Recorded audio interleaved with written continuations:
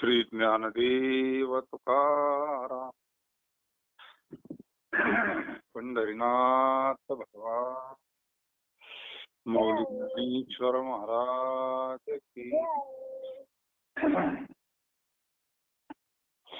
जगद्गुरु संत तुकाराम महाराज जय मंगागिरी महाराज जय सद्गुरु श्रीपाद रामदास महाराज जय गुरु पांडुरंगदादा महाराज की जय श्री स्वामी समर्थ महाराज जय हर हर महादेव.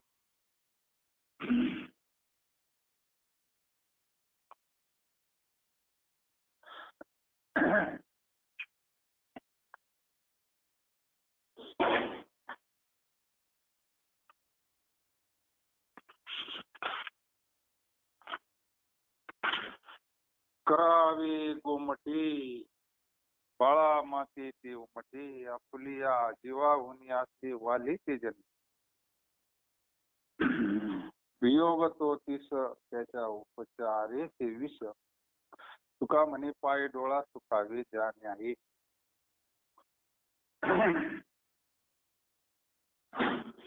नमो सद्गुरु तुकया ज्ञान दीपा नमो सद्गुरु सच्चिदानंद रूपा नमो सद्गुरु भक्त कल्याण मूर्ती नमो सद्गुरु भास्करा पूर्ण कीर्ती.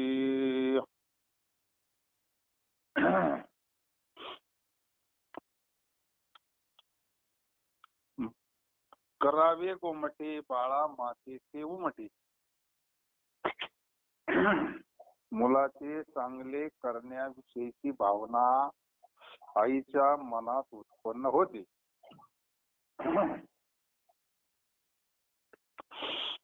आता हे जग जाहीरच आहे नाही का. हा मुलाचं चांगलं व्हावं हे प्रत्येक आईला वाटतच असतं. लेकुराचे हित वाहे माऊली पैशी कळवळ्याची जाती करी लाभा पोटी भार वाई. तिनं 9 महिने सांभाळलंय ना त्याला म्हणून पोटी भारवाय म्हणतात. दुसऱ्याला बी आहे लाभ हवी ना नाही ना. दुसरे प्रेम करतात पण मग काही लाभ असला तर करतात असं. तरी लाभ हवी. आईला आपल्या जीवापेक्षा आपली एकुलती एक पोर प्रिय असते. आईच तो दमाग ते एक अकोल्याकडे घटना घडली होती ना वाघाची. आईनं ते पोरग सोडवलं होतं ना वाघाच्या तावडीतून. म्हणजे मला पेक्षा जास्त प्रेम आहे तिनं दाखवूनच दिलं ना. आणि ती डोंगरावरून उडी टाकली होती ती काय नव्हती हिरकणी हिरकणी. हिरकणी पहा ना तुम्ही छत्रपतींच्या काळात हिरकणी. हिरकणी दूध घेऊन गडावर जात होती विकायला ती. आणि मग तिथं गडावर दूध विकायचं यायचं तिथं तानं बाळ होतं घरी. एक दिवस तिला उशीर झाला थोडा आणि गडाचे किल्ले दरवाजे लागले. आता नियम होते त्या काळात छत्रपतींच्या काळामध्ये एकदम एकदा दरवाजा लागला कोणी उघडीत नव्हतं. कोणी आलं तरी उघडायचं नाही परत असं नियम होता. त्या टायमिंगला एकदा दरवाजा लागले का लागले दुसऱ्या दिवशीच. मग तिला त्या दिवशी थोडा उशीर झाला दूध विकायला आली तर दरवाजा लागलेला. आता काय करायचं. तिने विनंती केली त्या दरवाज्यावरती कोणी असतील सिक्युरिटीवाले. त्यांनी सांगितलं नाही आता छत्रपतींचा आदेश आहे तिथं काय. मग तिनं पहा आईला मुलापेक्षा आपल्या जीवापेक्षा मुलं जास्त आवडतं. तिने दाखवून दिलं ना. हा. तिनं आता ते डोंगर उतरायचाच विषय नव्हता सर्वसामान्याला. ताट्या किती दगड, काय ती अवस्था महिला, पण ती एवढ्या अंधारात उतरली तो डोंगर खाली आणि आपल्या मुलाकडे गेली. मला घेतलं तेव्हा तिला समाधान वाटलं. ही बातमी सकाळी कळाली ना सगळ्यांनाच. मग हिरकणी तर काही डोंगरावर नाही, गडावर. गेली कुठं? घरी जाऊन पाहिलं तर ती रात्रीच उतरली म्हणली. छत्रपतींच्या कानावर बातमी गेली. आता त्यातले दर्दी होते ते, त्यांनी बोलून घेतलं तिला, तिचा सन्मान करू म्हणले आपण. ते काय प्रसंग भारी तो. छत्रपती राजेने स्वतः तिला बोलवलं. मग तिला विचारलं. छत्रपती म्हणले एवढं अशक्य गोष्ट कशी काय शक्य झाली तुला? कोणी सैनिक जे उतरू शकत नाही, तू कशी काय उतरते? आमची इच्छा आहे का तो परत एकदा उतरून दाखव आम्हाला. आम्हाला सगळ्यांना पाहायचंय की तू कशी उतरली. तिनं सांगितलं नाही, आता नाही म्हणत. त्यावेळी जी उतरली ती आई होती म्हणली. परत नाही शक्य म्हणली ती. त्यावेळेस तो भाव असतो ना, त्यावेळेस त्या आईचा तो कळवळा आहे मुलाबद्दल. तान मूल काय रडत असं दुधा करता, आईचा भाव, त्या मुलाचा भाव आता नाही म्हण. हे जगद्गुरु म्हणतात ना. मग आईला आपल्या जीवापेक्षा आपली एकुलती एक पोर प्रिय असते. त्याच मुलाच्या वियोगात तिला कितीही सुखोपचार केले तरी तिला ते विशेष वाटतात. तिला जर मुलाचा वियोग झाला आणि तिला काही द्या, तिला काही आवडत नाही. ते मग तिला सगळ्यात जास्त जर कोणी आवडत असेल तर मूल. मुलगा जर नसला, बाहेर पुढे गेला, तिला मग तुम्ही काही द्या, तिला बाकीच्या गोष्टीचं काहीच उपचार केला त्याचा तिला विश्वत वाटतात.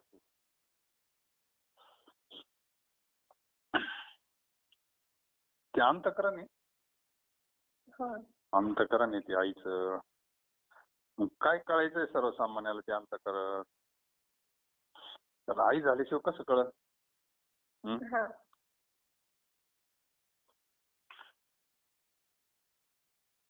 माऊली त्याला म्हणले का प्रसवतीया. त्यालाही भारी व्हावे. त्याला 2-3 दृष्टांत देऊन गुरु शिष्याचं एक नातं सांगितलं त्याच्यात, आणि एका आईचं आणि लहान मुलाचं नातं सांगितलं. तर त्यांचं जे प्रेम असतं ना, ते काही वेगळं असतं. त्याला काही उपमा देता येत नाही. तसं तुकाराम महाराज म्हणतात, ज्याप्रमाणे पायांना थंड लोणी लावल्याने जसे डोळ्याला सुख होते, तद्वत उन्हाळ्याचे दिवस जर असले, जर खड्यातून काट्यातून तापून थकला एखादा आला प्रवास करून, काय चपलानी ते प्रदक्षिणा करून आला मग तीर्थयात्रा, आणि मग त्याच्या पायाला जर तूप लावलं किंवा साधं खोबऱ्याचं तेल आपल्या व्यवहारात नाही का, गुणधर्म त्याचे सारखेच. तूप असलं तर फारच भारी. आणि जर खोबऱ्याचं तेल जरी लावलं पायाला, सगळं डोकं शांत होतं, शरीर शांत होतं ना. आता लावलंय पायाला आणि डोकं कसं शांत झालं?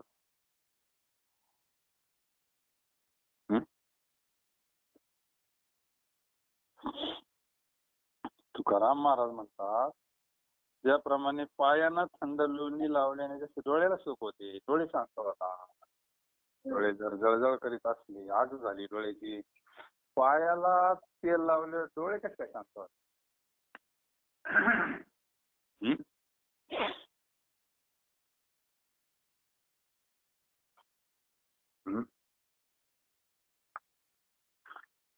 काही कारण असं ना त्याला.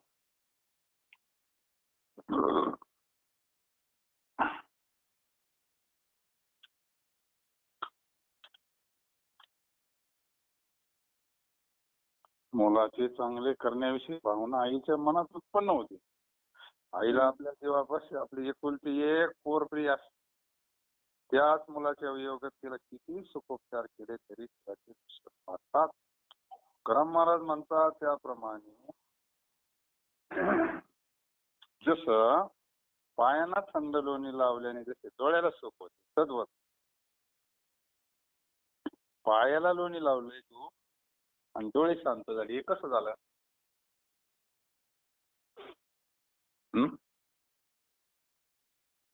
काय कोणीच काही बोला ना.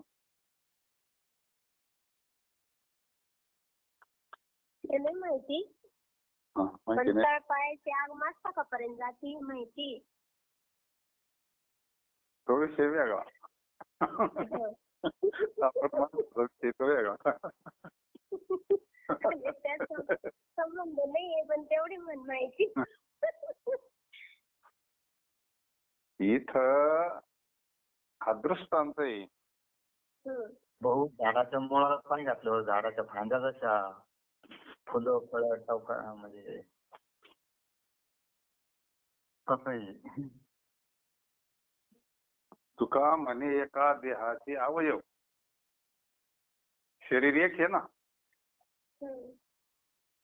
जरी पायाला लावलं पण शरीर एक आहे ना. तस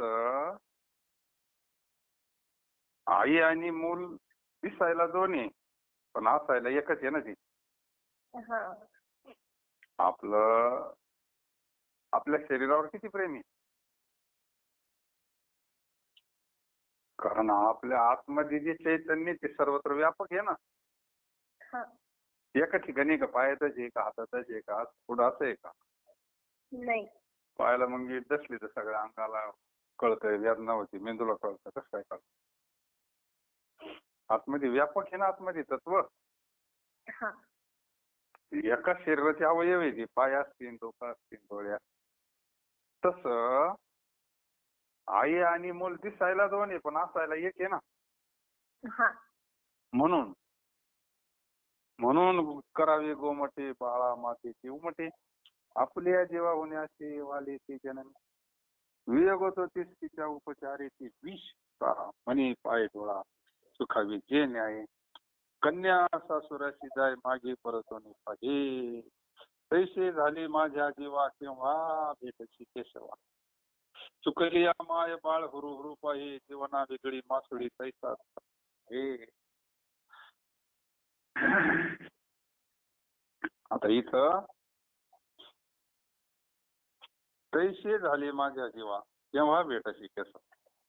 जगद्गुरु तुकोबरायांना भगवंताच्या दर्शनाकरता जी तळमळ लागली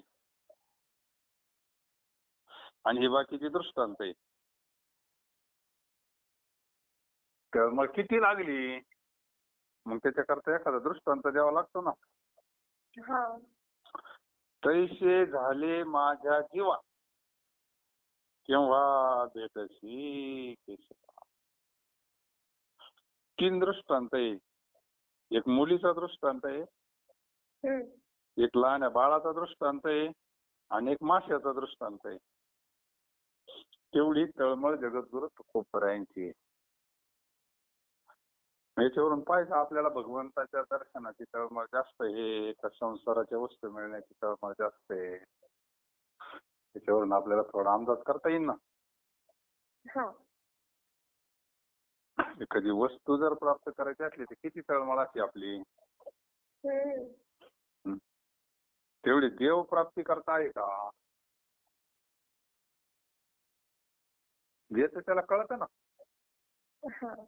पैसा कमावण्याकरता तळमळ किती असते.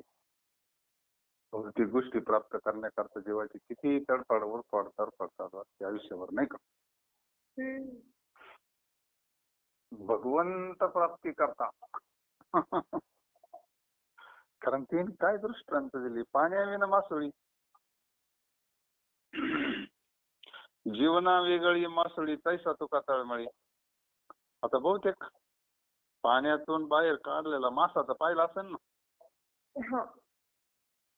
शांत राहतो एकदम बेस्ट पैकी. नाही नाही का? नाही. मग पाण्याशिवाय जगूच शकत नाही ना तो. पाणी येते हा. त्याला बाहेर काढलं का त्याचं काम रे संपलं. मग आपण पाहतो बाहेर काढलेला मासा कसा असा फडफड उलटा पालटा होता, फडफड फडफड फडफड फडफड फडफड. पाण्यात गेला का मग त्याला बरं वाटतं दर्शक कडून दिले. पण बाहेर काढल्यावर कसं होतं, तसं जगद्गुरु तुकोबा आहे मला तसं झालं म्हणत्या. त्या माशाला जसं होतं ना तसं मला झालं भगवंताच्या भीती करता, भगवंताच्या दर्शनाकरता मला असं झालंय. तसं झाल्यावर देवाला दम नाही धरत ना. मग अशी अवस्था झाली, देवाला कुठे दम धरवतोय? नाही.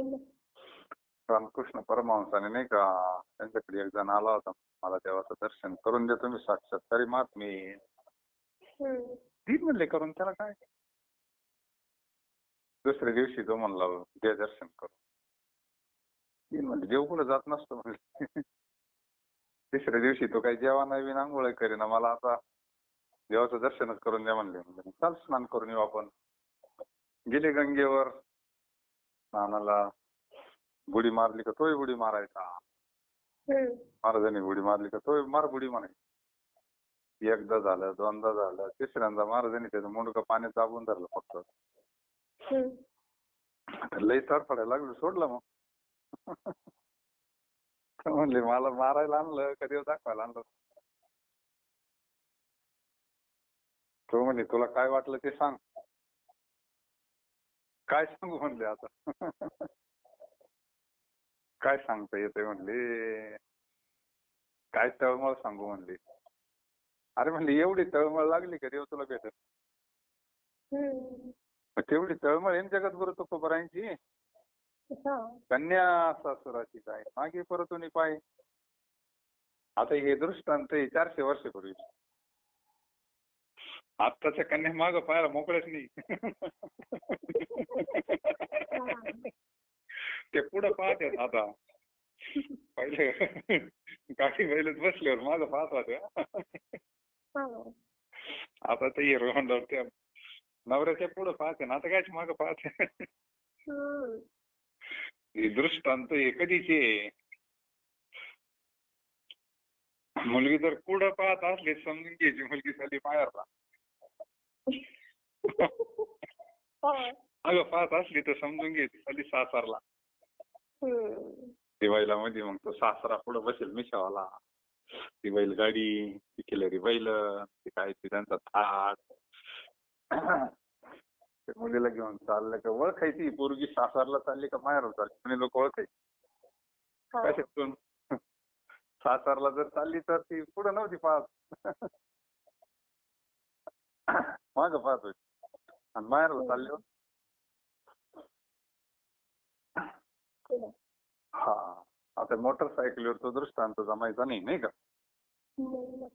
हे आता त्या काळात कोण नव्हती, काही निरोप नव्हते. एकदा सासरला गेलं का संपला.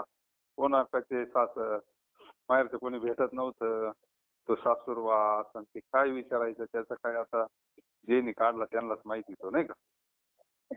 आणि आपल्याला लहानपणी थोडं थोडं आठवत आहे काळ कसा होता. सासूरवासनेला फार त्रास होता. तसं मग कन्या सासुरीची जाईन मागे परतून पाहिजे. ते जसं आपल्या आई वडिलांकडे सगळ्या गणपताकडे माग परतून पाहती ना, तळमळ तिला तिची अंतःकरणाची तळमळ कशी आईला सोडून जाणं म्हणजे. तिला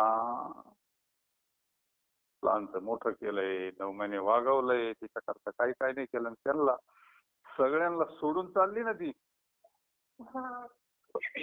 त्यावेळेस जी तळमळ अंतःकरणाची तो प्रसंग महाराजांनी सांगितला. तशी मला पांडुरंगाच्या दर्शनाकरता तळमळ लागली. अजून एक दृष्टांत आहे. चुकली या माय बाळ हुडू पाय. एखादं मूल जत्रा चुकावा.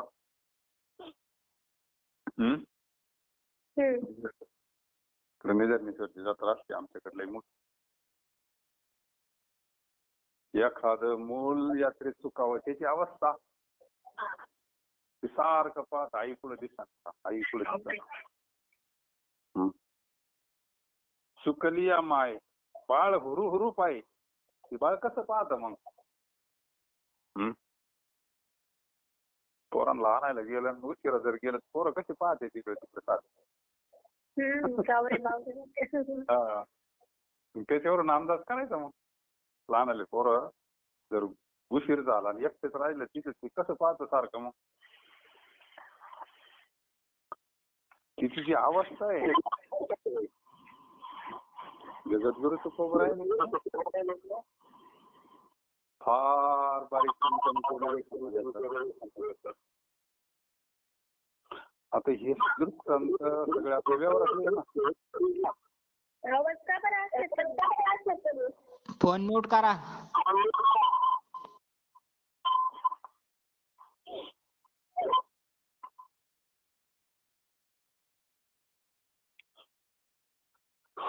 कन्या सासुऱ्याची जाय मार्गी परतवणी पाय, तैशी झाले माझ्या जीवा केव्हा भेटायची.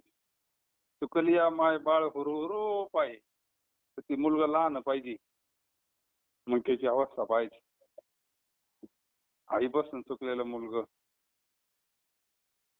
जीवना वेगळी मासोळी तैसा तुका तळमळे. जे जगद्गुरु तुकोबरायने सगळे दृष्टांत आपल्या व्यवहारातले दिले ना.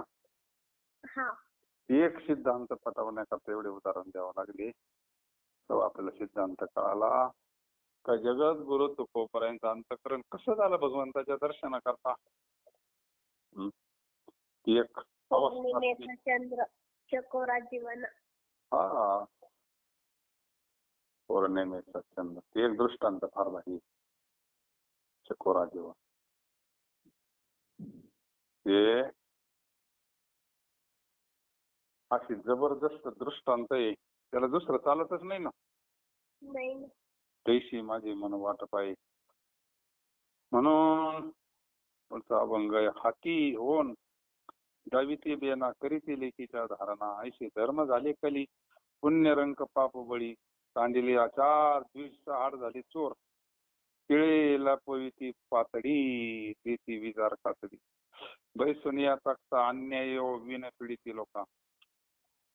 मुद बकलीने तेल तूप साबण केने निचाचे साखर चुकल्या खाती मार. राजा प्रजा पिढी क्षेत्री दूषिताची. वैश्य शूद्राधिक येतो सहज नीच लोक. अवघा बाह्य रंग आत हिरवेवरी सोंग. तुका म्हणे तेव्हा काय निद्रा केली धावा. जगद्गुरु तुकोबरायला काही असं चुकीचं आचरण करणारे लोक दिसले असतील ना व्यवहारात. त्याच महाराजांनी हे केलंय. महाराजांना काही भेड नाही भाड नाही आचरण चुकू नये कोणी.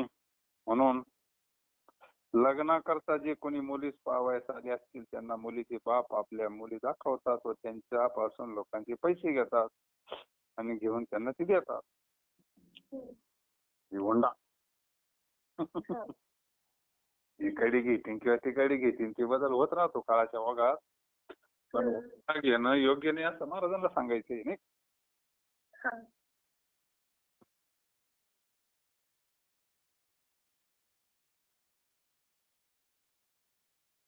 म्हणजे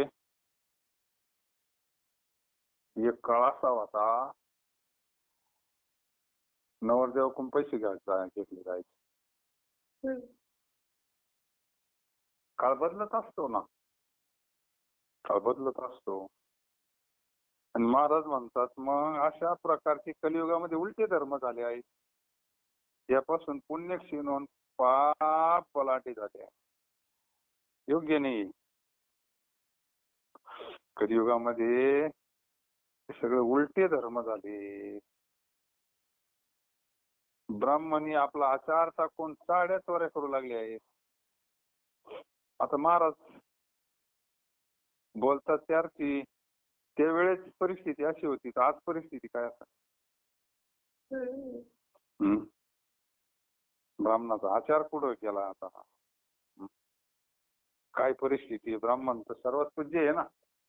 हा. पृथ्वी तळीचे देव, ते सावयव अवतार माझे. पण आचरण कसं होतं मग त्या ब्राह्मणांचं? देव ज्यांना हृदयात त्यांची लात वागितो त्यांचं आचरण कसं होतं? ते ब्राह्मणच होते ना मग. हा. आज काय परिस्थिती आहे? फार अवघड परिस्थिती, काय सांगायचं आता मला. ते खेड्यापाड्यावर अजून बरं आहे, परंतु शहरच्या वातावरणात आहे ना फार आचार बिघडले ब्राह्मण लोकांचे. महाराज बोलतात म्हणजे ते प्रत्यक्ष त्यांनी बघितलेलं आहे ना. सांडिले आचार द्विज चाड चोर.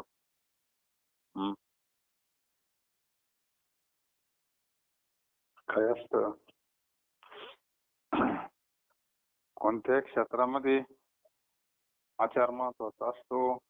आणि याने आपला आचार टाकून चाड्या चोऱ्या करू लागले आहेत.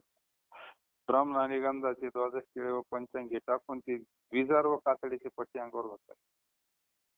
तसं ब्राह्मणाचं आहे ना 16च पाहिजे, त्रिपुंड पाहिजे. म्हणजे पंचांगी टाकून दिलं आणि जरी कातडीची पट्टी, कातड चालत नाही ब्राह्मणांना. त्या तर बऱ्याच ठिकाणी ते पण एक उदाहरण म्हणून सांगतो तुम्हाला. नगरला ते एक भगवान दत्तात्रेयांचं लय मोठं मंदिर आहे. असं मंदिर आता तरी आपल्या जवळपास कुठे इतकं मोठं मंदिर आहे दत्तात्रेयांचं. तिथं दर्शनाला जाणारला कमराला पट्टा आहे, कातडी चालत नाही. मध्ये ज्याला समाधी दर्शनाला जायचं ना, कमराला पट्टा वगैरे असला ते काढून ठेवावा लागतो. म्हणजे ते थोडं वेदाचा मुलाला शिकवतात वगैरे. ब्राह्मणाची मुलं तिथं शिकायला, वेद शिकायला. ब्राह्मणाचा जो आचार आहे ही कातडीची पट्टी बिट्टी कमराला चालत नाही. पण आताची ब्राह्मण पूजा दनादन घालते मध्ये पट्टी, नाही का. ती काही त्रिपुंड लावित नाही, पंचांगाचा तपास करते नाही, पॅन्टी घालत्या, कातडीची पट्टी अंगावर घ्यायला लागेल. न्यायाच्या तख्तावर बसून अन्याय वाचून ते लोकांना पीडा करतात. आणि पूर्वी हे न्याय देण्याचं काम त्यांच्याकडेच होतं ना. विठ्ठलपंत, रुक्मिणी माता. त्यावेळेस काय असे कोर्ट वेगळे नव्हते, असे हेच न्यायालय. हे पंडित शास्त्री न्यायाधीश, पैठण होता एक न्यायाधीश, काशी होतं. मग तिथं जायचं कोणाचं काही भांडण असलं तर सगळं सांगायचं. मग ते जे न्याय देतील तो.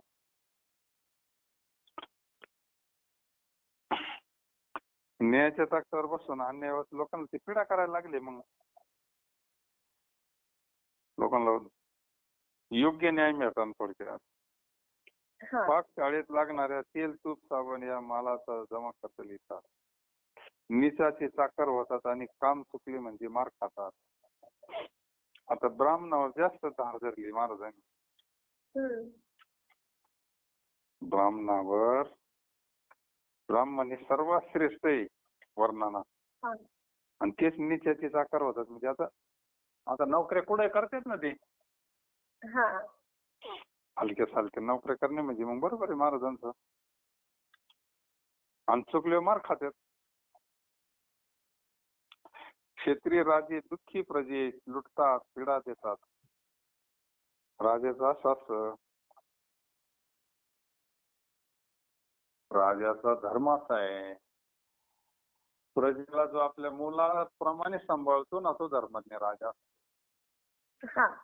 त्रिविक्रम राजा गेला तर प्रजा रडत होती ना, नुसते घरचे नव्हते रडत. पण तो राजा कसा असेल. पण आताचे राजे म्हणले लुटतात ना ते. आता तरी काय चालू आहे मग, एखाद्याला नोकरी लागायचं असलं किती पैसे द्यावा लागत. हे काय मग काही काम करायचं असलं तर पैसे द्यावं लागतात ना. म्हणजे काही लुटणार नाही मग काय. जे अशा प्रकारे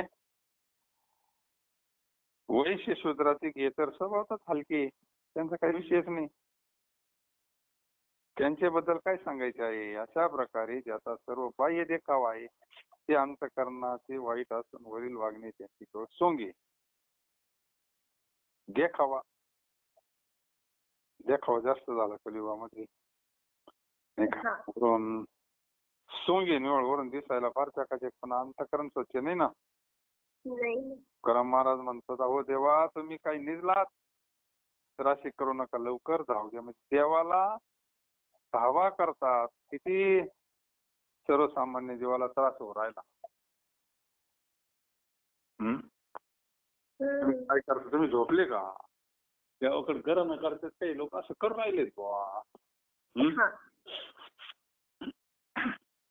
अशा पद्धतीनं जगद्गुरु तुकोबांना चित्र दिसलं. हाती होंदावी ती बेना करीती लेकीच्या धारणा ऐसे धर्म झाले करी. पुण्यरंक पाप बळी सांडिले आचार द्विज चाड झाली चोर तिळे लपविती पातळी लिती बिजारतात. बैसुनी आता कान्य विन पिढीची लोक मद बकलीने तेल तूप साबण केने नित्याची साखर चुकले खाती मार.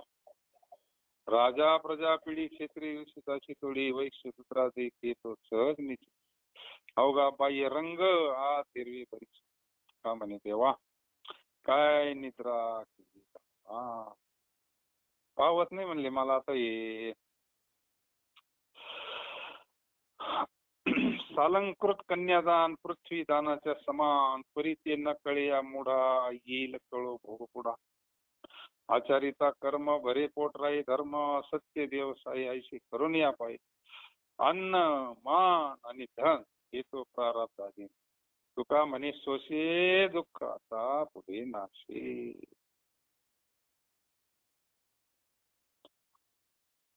कन्यादान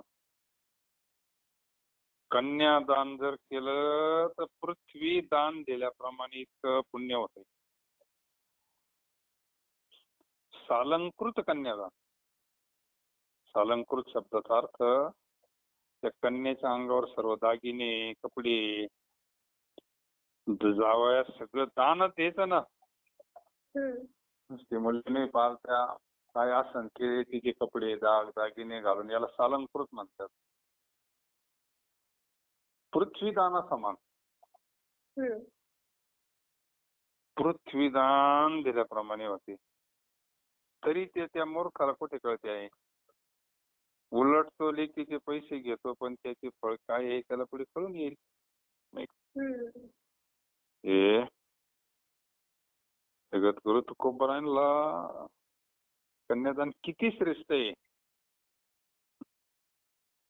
किती मोठं दान आहे हे सांगायचंय. ते जीवाला कळत नाही. उलट तो लेकीचे पैसे घेतो पण त्याचे फळ काय आहे त्याला पुढे कळून येईल. स्वकर्माचे आचरण करण्यात आपले पोट भरते व धर्म घडतो. खऱ्या गोष्टीला देवसाई असतो. तू खरे वागून तर पहा. जगद्गुरु तुकोबांना सत्य फार आवडते. पण सत्य स्वरूपी कलियुगामध्ये सत्य बोलणं, सत्य वागणं, सत्य आचरण करणं हेच सत्य. तर आपण प्रमाण पाहिलं पारायणामध्ये हरी बोली फुकासाठी तेवढी हरी. खरं बोलणाराला देव प्राप्त होतो. कलियुगामध्ये खरं ही फार मोठी तपस्या आहे. खऱ्या गोष्टीला देवसाई असतो. तू खरे वागून तर पाय. तुकाराम महाराज प्रयत्न करून तर पाय. आता याच्या अगोदर एक अभंग येऊन गेला ना का सत्याबद्दल किती महाराजांनी जीव तोडून सांगितलं. प्रयत्न तर करून पाय म्हणले थोडं थोडं थोडं थोडं माझ्या सत्यवादाची तर आणि सत्य वागल्यावर वाणीला धार येते ना. सत्य वागल्यावर वाणीला धार येते.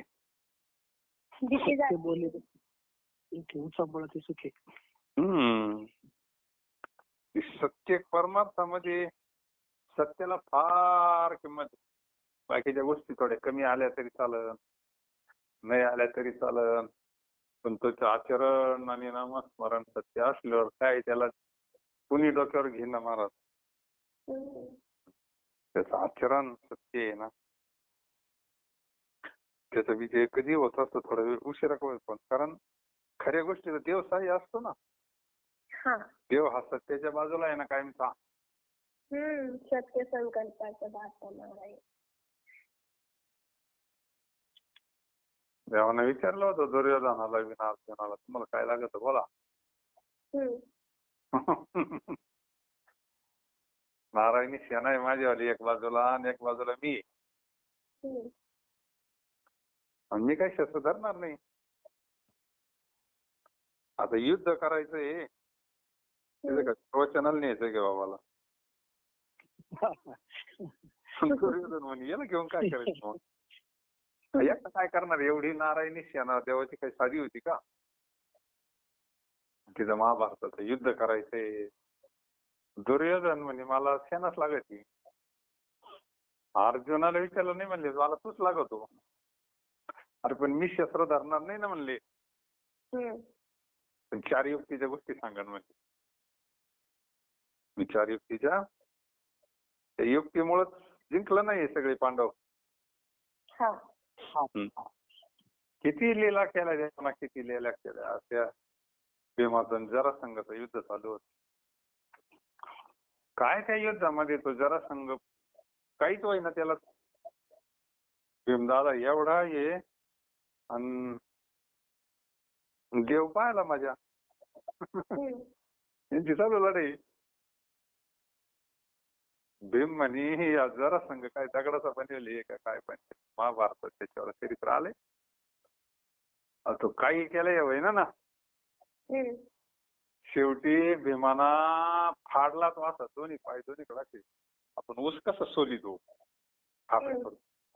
तसा दोन्ही पाय धरून असा तार पळून ये केला. देवाने त्याला थोडी युक्ती सांगितली. देव म्हणला होता ना 4 युक्तीच्या गोष्टी सांगन म्हणून. काही केल्या त्या जरासंघाला काही व्हायना. देवानं असं एक काढून घेतलं आणि त्याची अशी मध्ये हे केली, त्याची अशी 2 पास करून खापल्या करून दाखवायला. मग भीमानं खाली एक पायावर पाय दिला आणि एक पाय असा उभाच फाडला दिला.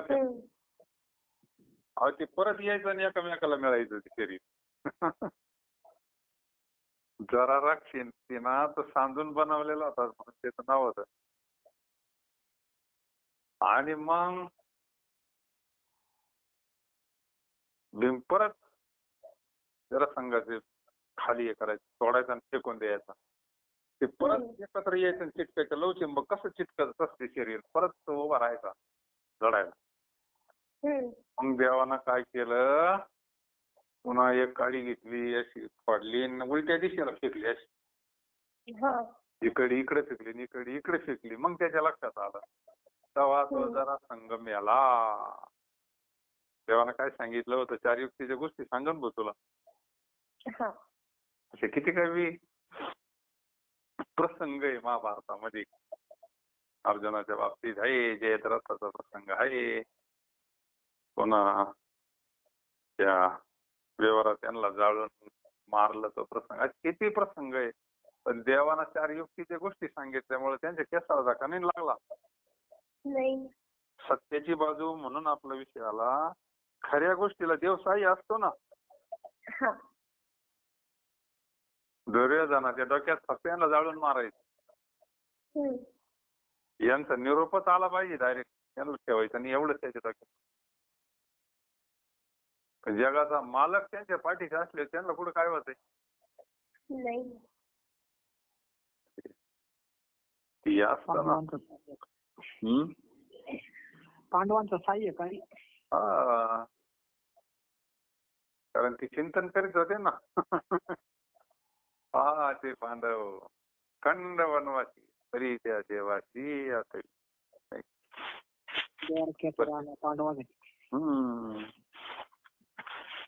खऱ्या गोष्टीला देव साह्य असतो. तो खरे वागून तर पहा. मिळणे, मान मिळणे, द्रव्य मिळणे सर्व प्रारब्धाच्या स्वाधीन आहे.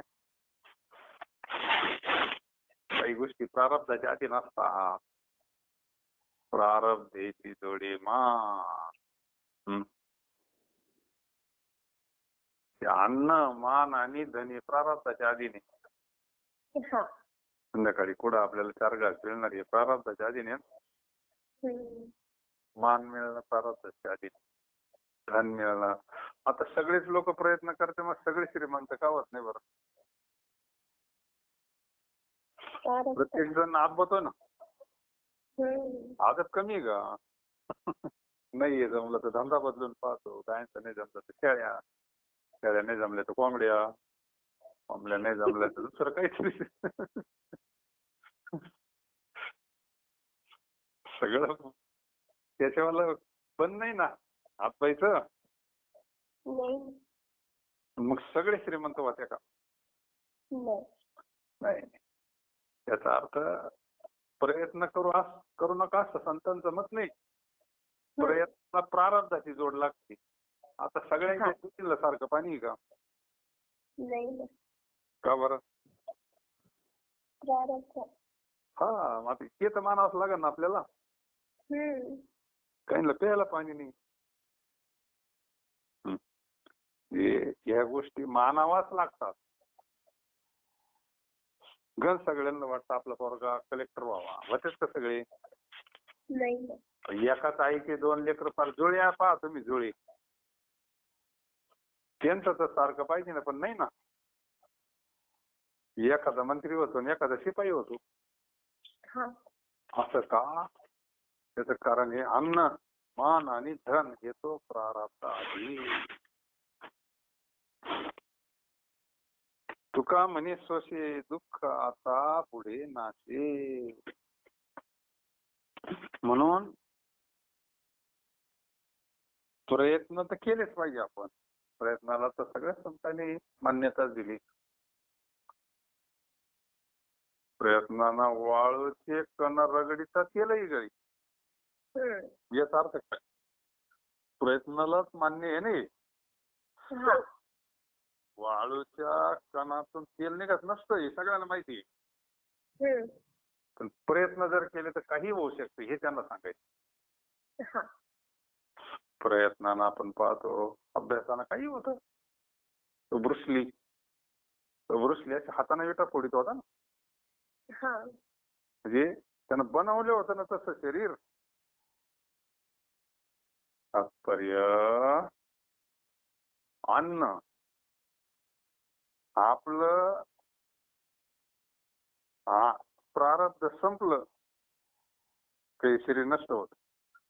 म्हणजे समजून घ्यायचं काही आपल्याला अन्न मान धन येतं प्रारब्ध आहे. ज्या दिवशी याचं आपलं संपलं ना त्या दिवशी शरीर सुद्धा पडत असतं असं आहे. म्हणून धन मान सगळं जीवाला प्रत्येकाला असं वाटतं आपल्याला लय धन पाहिजे, मान पाहिजे, लोकांनी मानलं पाहिजे, अन्न मान धन. पण त्याला प्रारब्धाची जोड असते नाही का? अनुकूल प्रारब्ध असला तर तो राजाच्या घरी जन्माला येतो. मग त्याला काही पाहावं लागत काही तुला नोकरी पाहिजे का काही शिकायचंय काहीच नाही. त्याचं जर प्रारब्ध चांगलं असलं तर तो राजाच्याच पोटाला जन्माला आला. आता काय त्याला काही कमवायचंय का? नाही ना. आणि एखादा अशा ठिकाणी जन्माला येतो तर त्याची खाण्याची पंचायत. प्रारब्धाचा भाग मान्यच करावा लागतो. ती काय अंधश्रद्धा नाही, शास्त्र आहे की नाही का? म्हणून जगद्गुरु तुकोबराय म्हणतात अन्न मान धन येतो प्रारब्धाचे. तुका म्हणे सोशे दुःख आता पुढे नाशे. जगद्गुरु तुकाराम महाराज म्हणतात कोणत्याही गोष्टीचा सोस करते वेळी दुःख आहे आणि शेवट नाश. एक देव सोडला सगळ्या गोष्टी दुःखाला कारण बाकीचं जड आहे. जड हे दुःखालाच कारण असतं नाही का? एक भगवंत फक्त आनंद स्वरूपी चैतन्य स्वरूपी ब्रह्म स्वरूपी एक देव सोडून बाकी कोणतीही गोष्ट घ्या तुम्ही ती दुःखालाच कारण. महाराज सुद्धा तेच म्हणतात कोणत्याही गोष्टीचा सोस करते वेळी सोस म्हणजे हव्यास, मला हे पाहिजे, मला ते पाहिजे, हावडा, हाव. तुकाराम महाराज म्हण कोणत्याही गोष्टीचा सोस करते वेळी दुःख आहे. आणि शेवट आहे ना अशी दिवस बरं वाटतंय कधी गोष्टी भेटल्यावर. टिकला का तो आनंद? नाही. कधी पेढे वाटितो तो आनंद टिकतो का जसा तसा? नाही ना, हव्यावरातला आनंद आहे. पण एकदा जर भगवंताच्या प्राप्तीचा आनंद भेटला तो कधीच नसतो होत. कारण तो सत्य आहे, तो नित्य आहे, तो शाश्वत आहे. आणि हे काय आहे? हे भाषे. तो काय भाष आहे. लय दिवस एखादी गाडी घ्यायची. मग गाडी मिळाली का काही काळ काय होतं? ते मनाचं अंतःकरणामध्ये आत्म्याचं भान होतं आणि तो आनंद मिळाल्यासारखा वाटतो काही काळ तेवढ्यापुरता. तोच आनंद आत्म्याचाच आहे. असं वाटतं विषयाचा गाडीमुळे भेटलेला आनंद आहे. आनंद आतलाच असतो तो. आनंद काय तो काय बाहेरून कुठून येत असतो का? दिंडीत गेल्यावर आनंद काय बाहेरून येतो का तो कुठं?